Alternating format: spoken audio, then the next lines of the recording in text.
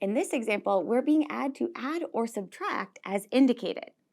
And we are given this big old rational expression with 3 terms. Now, notice here that each of these rational expressions has a different denominator.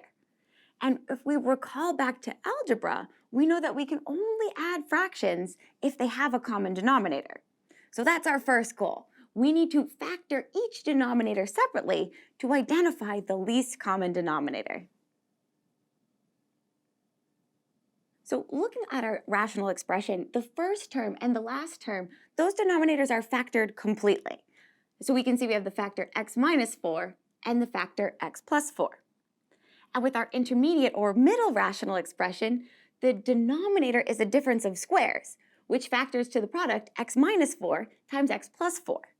So this is going to be the least common denominator for our rational expression. So now that we have identified our least common denominator, we want to make each denominator for each rational expression equal to this product so that we can add and subtract these terms.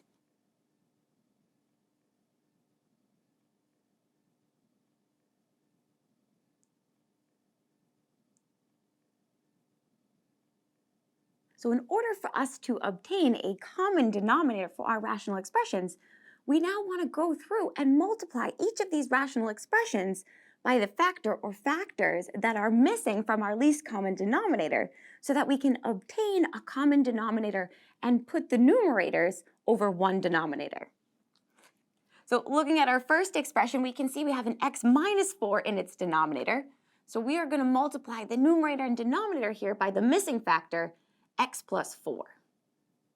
Now, our middle term already has a denominator that matches the least common denominator. So this one's all set. We can leave it alone.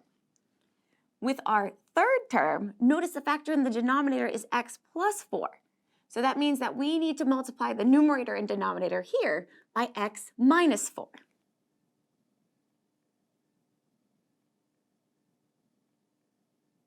So now that each of these rational expressions has a common denominator, the least common denominator, we can put the numerators under that one denominator. But first, let's simplify the products in the first and third terms.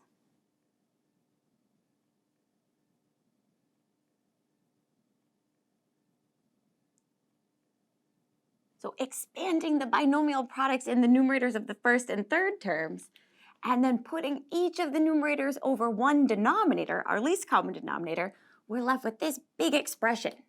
But we can further simplify here.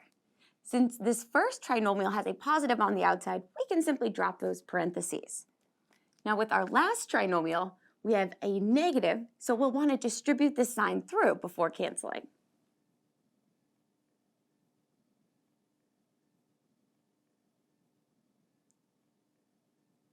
So after distributing the negative through the trinomial, we are able to cancel the like terms, and all that we're left with in the numerator after all of this is x squared minus 16, which matches the binomial of the denominator. So these terms are going to cancel each other out, leaving us with a beautiful final answer of 1.